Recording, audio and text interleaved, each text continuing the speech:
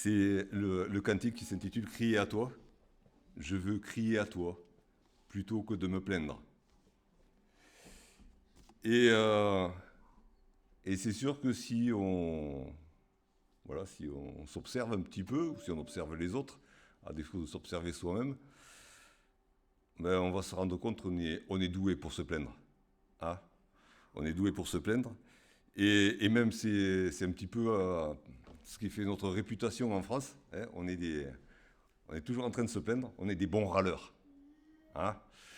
Et je ne sais pas s'il fallait faire la pub pour visiter la France. Hein. Visiter la France nos piquets de grève et nos manifs, c'est la réputation qu'on a. Bon, on en joue un petit peu aussi. Mais c'est un petit peu ce qu'on retrouve aussi ailleurs, des fois sous d'autres formes. Hein, parce que les civilisations, les coutumes, elles changent. Mais l'homme, il est le même partout sur la Terre.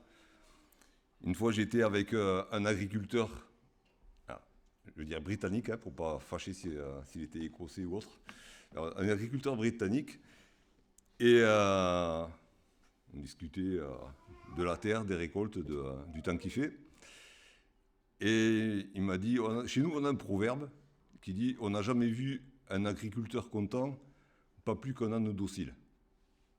Ok? Alors, c'est une manière so british de dire les choses, c'est des râleurs aussi. Et puis si on regarde dans la Bible, ben, le peuple d'Israël, tout au long de l'Ancien Testament, ils ont fait que ça, râler tout le temps, se plaindre tout le temps, se plaindre de Dieu, se plaindre des circonstances, se plaindre de Moïse, se plaindre de tout. Ils se plaignaient tout le temps. Et si on regarde les disciples de Jésus, c'était pas mieux. Ils étaient toujours en train de se plaindre de ce qu'ils avaient, de ce qu'ils n'avaient pas, de se plaindre les uns des autres. Enfin voilà, ils étaient toujours en train de se plaindre aussi. Donc oui, il faut le reconnaître, notre cœur, naturellement, il est porté à se plaindre. Et des sujets de se plaindre, ben, il y en a beaucoup. Hein. Il y a la météo. Hein. On se plaint toujours, quel que soit le temps qu'il fait, on arrive à se plaindre du temps qu'il fait. Alors soit il pleut trop, soit il pleut pas assez, soit il fait trop chaud, soit il fait pas assez chaud, il fait trop froid, pas assez froid. Bon, et puis même j'ai une collègue, même quand elle dit il fait beau aujourd'hui, elle arrive à se plaindre du jour où il y aura la canicule. Hein, il faudrait qu'il fasse beau tout le temps comme ça, parce que la canicule, j'aime pas. Et bon, dans la maison du Seigneur, parmi les enfants de Dieu, je trouve que c'est déplacé de se plaindre de la météo. Hein. On l'a lu ce matin, c'est Dieu qui nous accorde la pluie. On l'a vu même à l'étude biblique, mercredi. C'est la promesse de Dieu de nous donner la pluie en son temps. Et bien merci Seigneur. Hein. C'est lui qui gère la météo.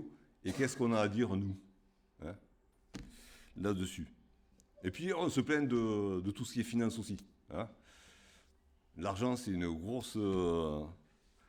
sujet de mécontentement. Alors, soit l'argent qu'on a ou l'argent qu'on n'a pas. Hein. Il y a des gens qui se plaignent de ne pas avoir d'argent.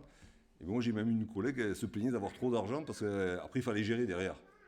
Et c'est compliqué de gérer, machin, des banques, tout ça, et savoir qu'on ne peut pas se faire arnaquer par une banque, par les impôts, truc. Donc, il y a ceux qui se... L'argent, c'est un sujet de se plaindre, qu'on en ait ou qu'on n'en ait pas aussi. Bon, dans le monde, c'est normal. Dans la maison du Seigneur, ben, c'est dommage, quand même, de se plaindre de notre situation économique.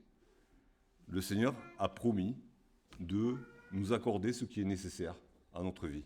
Et même plus, il nous a promis de nous donner assez pour qu'on puisse être généreux envers les autres. Alors, évitons de nous plaindre de notre situation économique. Ce n'était pas le sujet dont je voulais parler ce matin. Mais après, il y a un sujet, alors là, inépuisable, de mécontentement et de plainte. Ce sont les autres. Hein? Il paraît qu'on est à peu près 8 milliards d'humains sur la Terre. Alors je me suis dit, si je suis content de moi, et il me reste encore 7 milliards 999 millions 999 999 raisons de me plaindre. J'ai de quoi faire. Mais que nous dit la parole à ce sujet? Le fait de nous plaindre les uns des autres. Alors oui, c'est naturel. C'est notre cœur, il est comme ça. Mais je ne vais pas vous surprendre en vous disant que Dieu n'est pas d'accord avec ce qui est naturel dans notre cœur, notre nature qui nous pousse à nous plaindre. Et je veux juste partager avec vous 2 versets. Le premier, il se trouve dans l'épître de Paul aux Colossiens.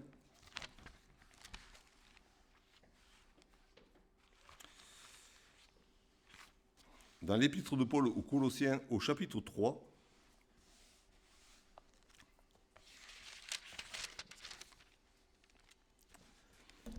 le verset 13. Supportez-vous les uns les autres, et si l'un a sujet de se plaindre de l'autre, pardonnez-vous réciproquement. De même que Christ vous a pardonné, pardonnez-vous aussi. Et le deuxième verset se trouve dans l'épître de Jacques.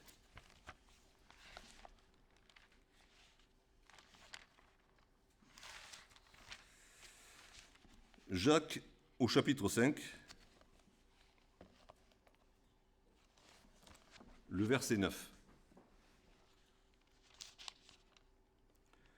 Ne vous plaignez pas les uns des autres, frères, afin que vous ne soyez pas jugés.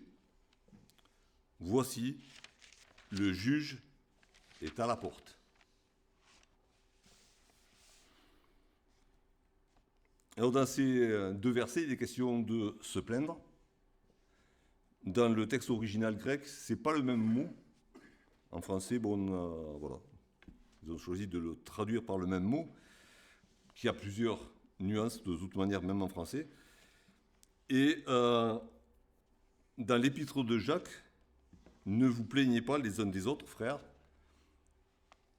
Le mot signifie gémir. Gémir, se lamenter.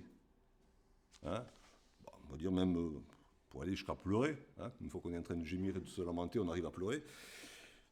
Donc c'est ce sens-là. Le fait vous voyez un petit peu ce que c'est, gémir. C'est une plainte un petit peu marmonnée, pas très articulée. Et sur le thème du pleur quand même. Et que dit Jacques par rapport, que nous dit le Seigneur à travers Jacques? Ne vous plaignez pas les uns des autres. Jacques, il est carré, hein, il ne fait pas dans la poésie, c'est interdiction.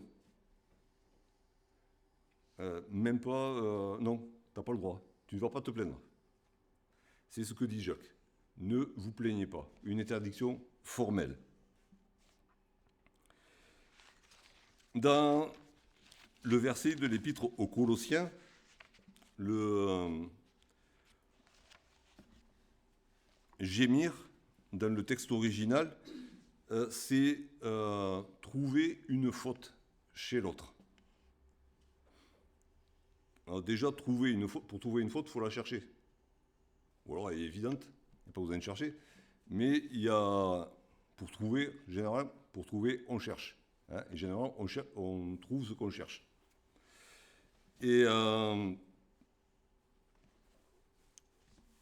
il me vient de suite en mémoire là, je n'avais pas noté ce passage de 1 Corinthiens 13, où il est dit que l'amour ne soupçonne pas le mal. L'amour ne cherche pas à voir le mal. Donc il y a ce sens de trouver une faute, c'est le sens de blâmer. Donc blâmer, c'est en gros, c'est gronder, hein, quelqu'un en lui mettant bien sa faute sous le nez, hein, pour lui faire honte de ce qu'il a fait. Et il y a même un troisième sens qui est le fait de porter plainte.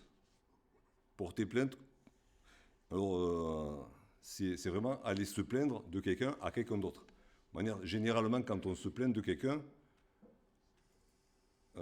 dites-moi si je me trompe, mais on va plutôt se plaindre de quelqu'un à quelqu'un d'autre, plutôt que d'aller dire à quelqu'un, ce que tu as fait, ça ne me convient pas. Hein, donc il y a quand même ce côté-là où quand on se plaint, on n'est pas loin de porter plainte. puisqu'on va le dire à quelqu'un d'autre. Et Paul, je trouve, il est gentil par rapport à Jacques, dans la forme. Hein, Paul, il est plus littéraire. Et il dit, si quelqu'un a sujet de se plaindre, si l'un a sujet de se plaindre de l'autre. Moi, je l'aurais écrit autrement. Hein, j'aurais dit, puisque vous avez des raisons de vous plaindre les uns des autres, parce que, soyons francs quand même, on trouvera toujours sujet de se plaindre les uns des autres. Qu'on cherche à voir le mal, ou qu'on ne cherche pas, on est imparfait. Nous sommes pécheurs. Et ce qui fait qu'on va toujours provoquer, d'une manière ou d'une autre, un sujet de plainte chez notre frère, chez notre sœur.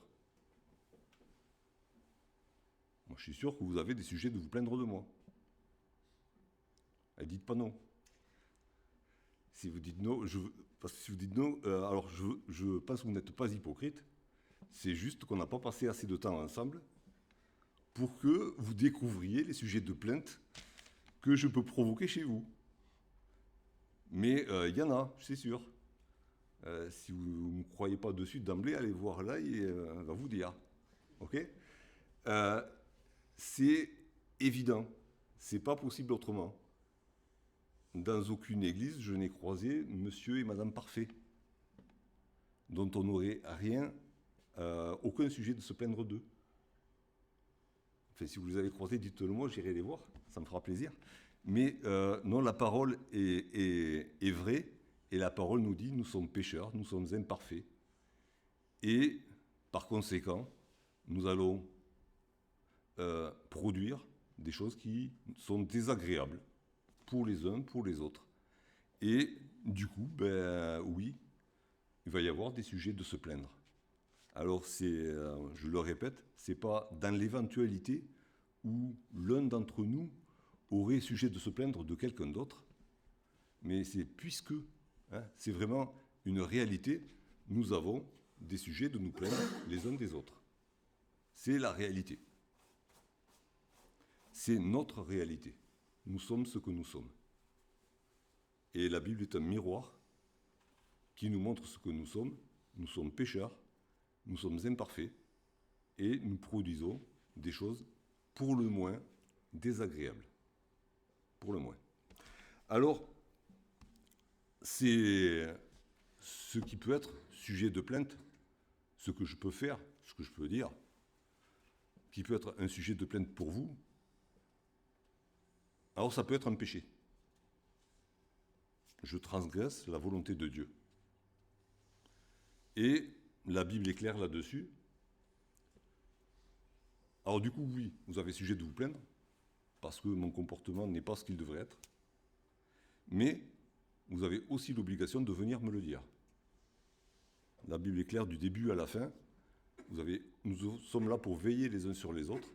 Et si je m'écarte de la volonté de Dieu, vous êtes tenus, c'est votre devoir de la part que Dieu vous donne, de venir me voir et de me dire, là, tu as péché, tu dois te repentir. Et moi, je suis tenu de vous écouter devant Dieu et de demander pardon à Dieu. Et de vous demander pardon, à vous aussi. Après, il se peut que le sujet de plainte, ça peut ne pas être un péché. C'est juste qu'on est différents les uns des autres. Que chacun de nous a reçu une éducation particulière, chacun de nous a une histoire particulière, chacun de nous a des expériences qui lui sont propres, chacun de nous a un langage particulier, une manière de s'exprimer qui est la sienne. Et ça coince des fois, parce que ça ne correspond pas. Il y a des choses qui ne correspondent pas les unes aux autres, forcément. Et que, moi, ce que quelqu'un dit, ça va pas je ne veux pas le trouver, ça ne va pas m'agresser, mais quelqu'un d'autre, à cause de sa sensibilité, à cause de ce que ces mots-là ont marqué dans sa vie, ben, ça va le faire sursauter. Ok, c'est juste parce qu'on est différent et que, ben voilà, quand on est différent et qu'on est rassemblés au même endroit, ben, ça crée des frictions. C'est notre nature, elle est comme ça. Dans tous les cas, que nous demande de faire le Seigneur? Si l'un a sujet de se plaindre de l'autre, pardonnez-vous, réciproquement. Alors là, c'est déjà, il y a du level. Déjà, pardonner, c'est pas naturel non plus, chez nous. C'est pas dans notre nature. Nous, être rancunier, oui, ça on sait faire. Hein, pas besoin qu'on nous l'apprenne. Pardonner, c'est quelque chose qui vient de Dieu. C'est lui qui nous a montré l'exemple du pardon. Et du pardon, du vrai pardon, le pardon complet. Alors déjà, on se dit oui, pardonner, bon, un frère, une sœur viennent me voir, viennent me voir et me dit que voilà, j'ai péché, donc je l'ai dérangé par mon comportement. Ben, je demande pardon et il me pardonne. C'est bien. Et c'est quelque chose on est appelé à faire et à renouveler, à renouveler, à renouveler. Et Jésus l'a enseigné à ses disciples. Jésus a enseigné à ses disciples à pardonner même à leurs ennemis. Et Pierre a posé la question, si mon frère pêche 7 fois dans la même journée contre moi, est-ce que je dois lui pardonner 7 fois? Et il croyait qu'il mettait la barre assez haut quand même. Et Jésus lui a dit non, 7 fois, ça suffit pas. 70 fois, 7 fois, tu dois lui pardonner dans la même journée. Tu dois respirer le pardon à longueur de journée, quel que soit le nombre d'offenses que ton frère fasse contre toi. Alors déjà là, il y a du level. Être toujours en train de pardonner. À chaque fois que mon frère me demande pardon, je pardonne. Et s'il répète la même chose, je pardonne encore. Ça, c'est la volonté de Dieu. Et là, il y a autre chose encore. Pardonnez-vous réciproquement. Et c'est là où ça m'a fait un petit peu bugger. C'est que, alors que celui qui a offensé l'autre demande pardon et soit pardonné, c'est bien. Et c'est déjà difficile, parce que ce n'est pas naturel. Mais pardonnez-vous réciproquement. Il faut se remettre dans le truc, c'est il y en a un qui a une raison de se plaindre de l'autre. Et à l'arrivée, il se pardonne réciproquement. Ça veut dire que même celui qui a été offensé demande pardon à l'autre. C'est pas lui l'offenseur, mais il demande pardon aussi à l'autre. Il pardonne et il attend le pardon de son frère aussi. Pardonner de quoi? D'avoir eu peut-être des mauvais sentiments avec son frère qui l'a offensé, d'avoir eu cette pensée de se plaindre de son frère. Mais en tout cas, il y a un pardon qui doit être réciproque sur un même sujet. Et peut-être même demander pardon parce que, en fait, même si ce n'est pas un péché, si c'est juste une question de différence, si je me suis laissé agresser par les paroles ou le comportement de mon frère, de ma sœur, c'est que, en fait, je ne le connaissais pas vraiment, je n'avais pas pris le temps, je n'avais pas pris assez de temps avec mon frère, avec ma sœur, pour vraiment connaître son cœur, pour connaître sa vie, pour connaître ce que mon frère, ma sœur a pu souffrir dans le passé, pour connaître ses sentiments, pour connaître pour le connaître lui ou elle vraiment. Du coup, j'ai négligé mon frère, ma sœur. Et je me suis mis dans une position où ben, je n'étais pas en capacité de l'accueillir comme Jésus nous a accueillis. Parce qu'il y a aussi ce verset qui dit « Accueillez-vous les uns les autres, comme Jésus vous a accueillis ». Et quand Jésus, alors c'est Jésus bien sûr, Jésus, quand on le voit dans les évangiles, qui accueille les différentes personnes qui viennent vers lui, il les connaît déjà parfaitement. Il sait ce qu'il y a dans le cœur. Et même quand il y a une question, ben, Jésus ne répond pas à la question qui est formulée, il répond à la vraie question qui est dans le cœur. Nous, on n'est pas Jésus. Nous, on ne lit pas les pensées des cœurs. On en est incapable. Alors il nous faut prendre du temps. Il nous faut prendre du temps avec nos frères, avec nos sœurs. Il faut passer beaucoup, beaucoup de temps avec nos frères, avec nos sœurs, pour pouvoir les connaître, pour pouvoir connaître leurs sentiments, pour pouvoir, du coup, éviter ce qui va leur faire du mal, ce qui va les choquer, ce qui va les perturber, pour que vraiment on puisse vivre en harmonie dans la maison du Seigneur. Alors c'est pour ça, je pense que Paul, de la part du Seigneur, nous demande de nous pardonner réciproquement. On ne passera jamais assez de temps, les uns avec les autres, les uns à écouter les autres, pour nous connaître, pour du coup nous aimer comme Dieu nous aime. Lui nous connaît parfaitement. Lui nous a créés tels que nous sommes, sauf le péché. Et il nous comprend parfaitement. Et si... Alors oui, lui, il se permet de nous bousculer. Et il a raison de nous bousculer pour nous faire sortir un peu de l'ornière et nous faire avancer. Mais nous soyons attentifs à bien connaître nos frères et sœurs, à passer du temps avec pour bien les connaître et pour pouvoir ainsi ne pas être, comme dit la parole, une pierre d'achoppement, quelque chose qui va les faire trébucher, quelque chose qui va les choquer. Nous ne sommes pas ici pour nous faire du mal les uns aux autres, mais pour nous faire du bien les uns aux autres, pour grandir ensemble et nous encourager ensemble.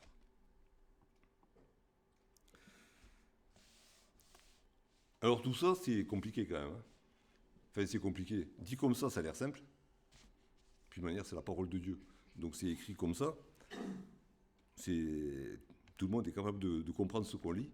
Après, le mettre en pratique, c'est autre chose. Hein? Le mettre en pratique, c'est compliqué. Ben, c'est comme de tout. Ce qui fait qu'on peut arriver à faire quelque chose, c'est la détermination qu'on peut avoir à le faire. C'est notre motivation pour le faire. Est-ce qu'on est vraiment motivé pour obéir à ce commandement qui nous est répété dans Colossiens et dans Jacques? Jacques qui nous dit « Ne vous plaignez pas les uns des autres ». Et Paul qui nous dit si l'un a sujet de se plaindre de l'autre, pardonnez-vous réciproquement. Il faut une sacrée motivation pour y arriver. Et dans les deux versets, il y a une motivation qui nous est donnée. Et la motivation, alors c'est pas un sentiment, c'est pas une chose, c'est pas un concept. La motivation, c'est Jésus lui-même, notre Seigneur. Dans l'Épître aux Colossiens, il est écrit de même que Christ vous a pardonné. Pardonnez-vous aussi. Jésus nous a donné l'exemple. Jésus a pardonné à tous. Jésus a pardonné à ses disciples à l'avance, avant même qu'ils le trahissent, avant même qu'ils le renient. Jésus les a déjà pardonnés. Et Jésus s'est fait serviteur de ses disciples. Jésus leur a lavé les pieds, alors qu'il savait qu'ils allaient le laisser tomber dans quelques heures. Jésus s'est abaissé devant ses disciples, alors qu'il avait sujet de se plaindre d'eux. Et Jésus sur la croix a prié pour ceux qui le crucifiaient, a prié pour ses disciples, a prié pour nous, en disant « Père, pardonne-leur, Donc c'est en suivant l'exemple de Jésus que nous serons capables de nous pardonner réciproquement. Et même d'anticiper et de nous mettre dans une position où l'un n'aura pas à se plaindre de l'autre. En suivant l'exemple de Jésus, en étant à l'écoute les uns des autres, en étant attentifs les uns aux autres. On peut se mettre dans cette position où il n'y a pas de sujet de plainte. Parce que, en suivant l'exemple de Jésus, on aura écarté, on aura mis de côté les sujets de plainte. Et dans l'épître de Jacques, la motivation, c'est aussi Jésus. Alors il est présenté d'une autre manière. Mais on va y aller tout à l'heure. On a toujours, dans l'épître aux Colossiens, on a toujours cet exemple de Jésus. Et Jésus lui-même nous a donné plusieurs paraboles qui parlent du pardon. Pour bien nous expliquer, en fait, ce que lui a fait pour nous.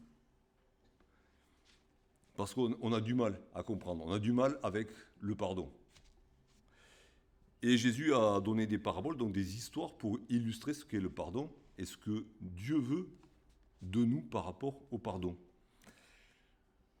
Et il a donné cette parabole où il est question d'un homme qui avait une dette énorme.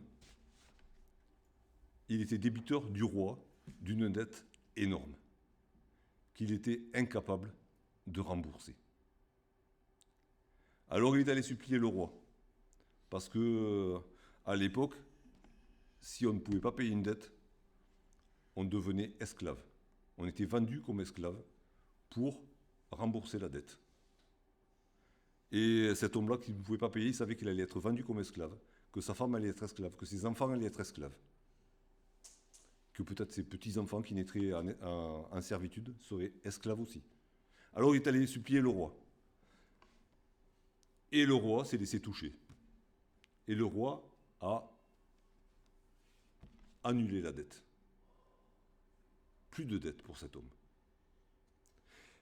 Et il sort du palais du roi, et là, crac, dans la rue, il trouve un collègue qui lui devait 3 fois rien. Il lui avait prêté un peu d'argent pour aller faire les courses, un truc, voilà, rien. Et là, il lui saute dessus. Et il commence à l'insulter, il commence à le menacer, il commence à le frapper. Pour qu'il lui rembourse de suite.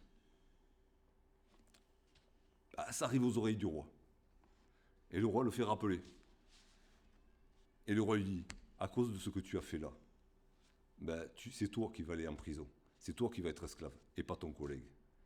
Alors, dans la parabole, le roi ne dit pas que la dette qu'il a annulée est renouvelée. Non, il dit, c'est à cause de ta méchanceté, à cause de la dureté de ton cœur, tu vas payer maintenant. Pas à cause de la dette que j'ai annulée, parce qu'elle est annulée. Ce que j'ai annulé, ce que j'ai pardonné, c'est pardonné. Mais ce que tu as fait, c'est, on va dire, c'est impardonnable. Parce que je t'ai donné l'exemple et que tu ne l'as pas suivi. Ça, c'est ce que nous dit Paul dans l'épître qu'il écrit aux Colossiens. Pardonnez-vous réciproquement comme Jésus vous a pardonné. Et dans l'épître de Jacques, Jacques dit, on va le relire, hop, hop.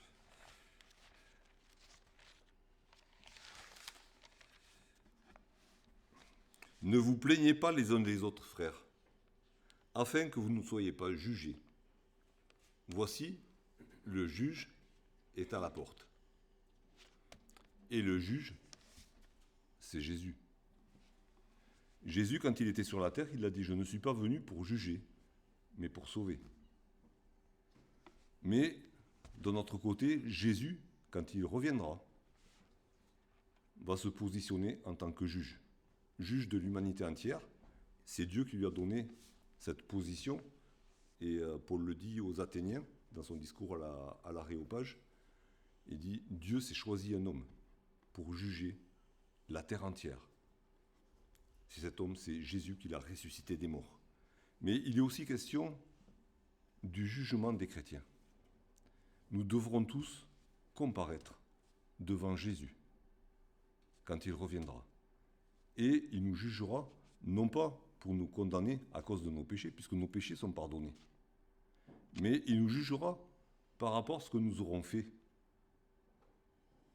dans notre vie de chrétiens, de ce que nous aurons fait pour Dieu, de ce que nous aurons fait pour le monde, de ce que nous aurons fait par rapport aux frères et sœurs. Et Jacques dit, ne vous plaignez pas les uns des autres, afin de ne pas être jugés. Parce que le juge arrive, il est à la porte. Et c'est notre espérance, on l'a dit tout à l'heure encore, notre espérance, c'est que Jésus revient. Il revient nous chercher pour nous amener dans la maison du Père. Ça, c'est notre espérance. Mais il y a aussi cet épisode qui va arriver. Avant d'entrer dans la maison du Père, nous serons jugés par Jésus lui-même. Notre vie va être jugée. Ce que nous aurons fait, ce que nous aurons dit, va être jugé. Et un des chefs d'accusation que pourrait avoir Jésus contre nous ce jour-là, c'est le fait que nous soyons pleins de nos frères, de nos sœurs. C'est ce que nous dit Jacques, ne jugez pas, ne vous plaignez pas les uns des autres, afin de ne pas être jugés. C'est un chef d'accusation que Jésus pourra retenir contre chacun de nous, parce que nous nous sommes pleins de notre frère, de notre sœur.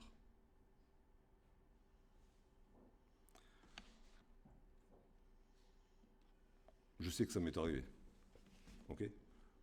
Et pas qu'un peu. Alors, ça c'est le passé, c'est arrivé.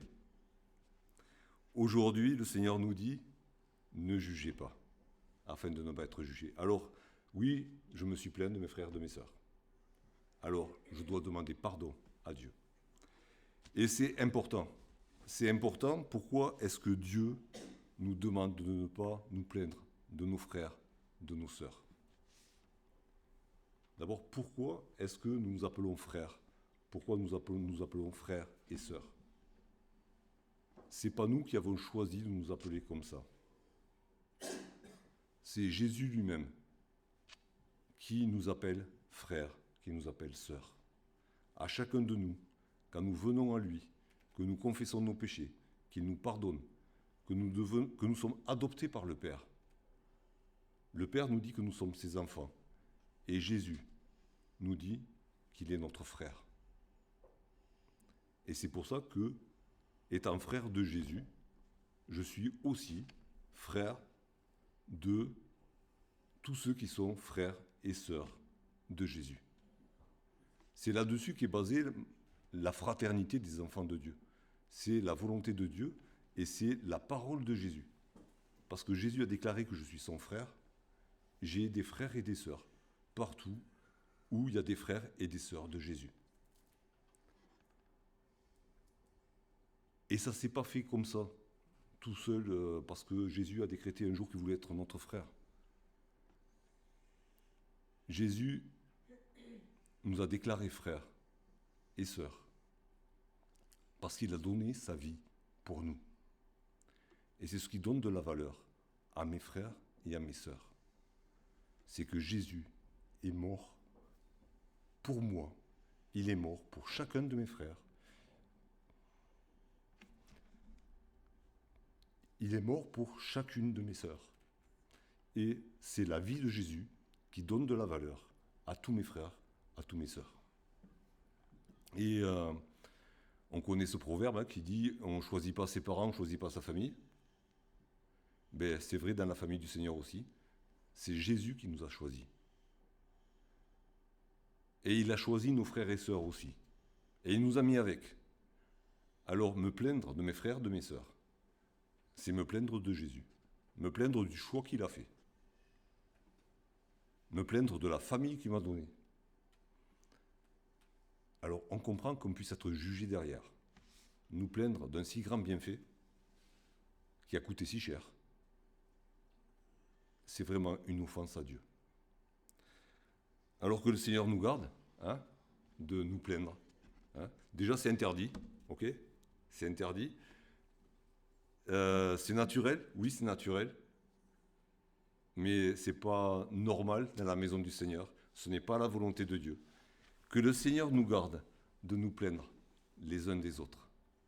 Et si l'un a sujet de se plaindre de l'autre, pardonnons-nous réciproquement. Hein. Le pardon, ce n'est pas à sens unique. C'est toujours à double sens, dans la volonté du Seigneur. Et tout ça dans l'espérance que le Seigneur revient. Rémi l'a lu tout à l'heure dans l'Épître aux Hébreux. Il faut toujours garder cette espérance en tête. La promesse que Jésus revient. C'est ce qui sous-tend toute notre vie de chrétiens sur la terre. Et Jésus a encore donné une parabole à ce sujet. Et je propose de lire quelques versets dans l'Évangile de Matthieu.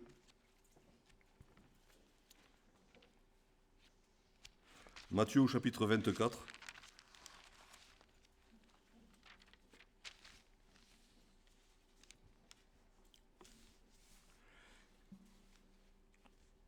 Un passage où Jésus parle justement du fait qu'il va partir, hein, et qu'il va revenir un jour, et de ce qu'il faut faire en attendant. Alors il donne souvent, l'image qu'il donne, c'est un patron, le maître d'une grande maison qui s'en va, une maison où il a une entreprise, beaucoup d'employés, et puis avec des employés qui sont responsables des autres, mais en fait on est tous responsables les uns des autres. Et puis chacun doit faire son travail comme si le patron était là. Parce que le patron va revenir, on ne sait pas quand. Et le jour où il va revenir, vaut mieux que ce ne soit pas une mauvaise surprise pour nous. Puisque c'est notre espérance, son retour. Et dans Matthieu, au chapitre 24, à partir du verset 45, Jésus pose cette question. Quel est donc le serviteur fidèle et prudent que son maître a établi sur ses gens pour leur donner la nourriture au temps convenable? Heureux ce serviteur que son maître, à son arrivée, trouvera, faisant ainsi. Je vous le dis en vérité, il l'établira sur tous ses biens. Et puis il y a le contraire derrière. Hein. Mais si c'est un méchant serviteur qui dit en lui-même, mon maître tarde à venir, s'il se met à battre ses compagnons, s'il mange et boit avec les ivrognes, le maître de ce serviteur viendra le jour où il ne s'y attend pas, et à l'heure qu'il ne connaît pas. Et il le mettra en pièces et lui donnera sa part avec les hypocrites. C'est là qu'il y aura des pleurs et des grincements de dents. Alors oui, Jésus est parti, il y a longtemps, en promettant de revenir. Et c'est notre espérance, c'est ce qu'on attend. C'est ce qui nous fait vivre. Hein. Et juste, je voulais partager quelque chose avec vous par rapport à hier. Hier, du coup, j'ai des sentiments mélangés, vous allez comprendre. Hier, on a enterré un oncle à l'ail, le petit frère à son papa. Et donc, il y a un grand rassemblement de famille. Et il y a quelques membres de la famille, des proches, qui n'ont pas pu venir. Hein, ils étaient empêchés par la maladie, et puis ils étaient loin. Et du coup, on les avait en visio. Et du coup, il y avait plusieurs personnes qui filmaient la cérémonie et l'enterrement en visio pour que les absents puissent participer avec nous. Et quand on s'approchait de la tombe, on passe devant un cousin qui était là avec son téléphone, qui filmait. Et je dis au jeune qui était à côté de moi, vas-y, souris, on est filmé. Elle me dit, ah ouais. Et puis il me dit, ouais, mais quand même, c'est un enterrement. On va prendre une tête d'enterrement. Et j'ai dit, oui, c'est un enterrement, mais puisqu'on le vit dans l'espérance de la résurrection, on peut sourire quand même. Ok ? Donc c'est vraiment notre espérance qui nous permet de vivre des choses difficiles sans nous plaindre, sans nous lamenter.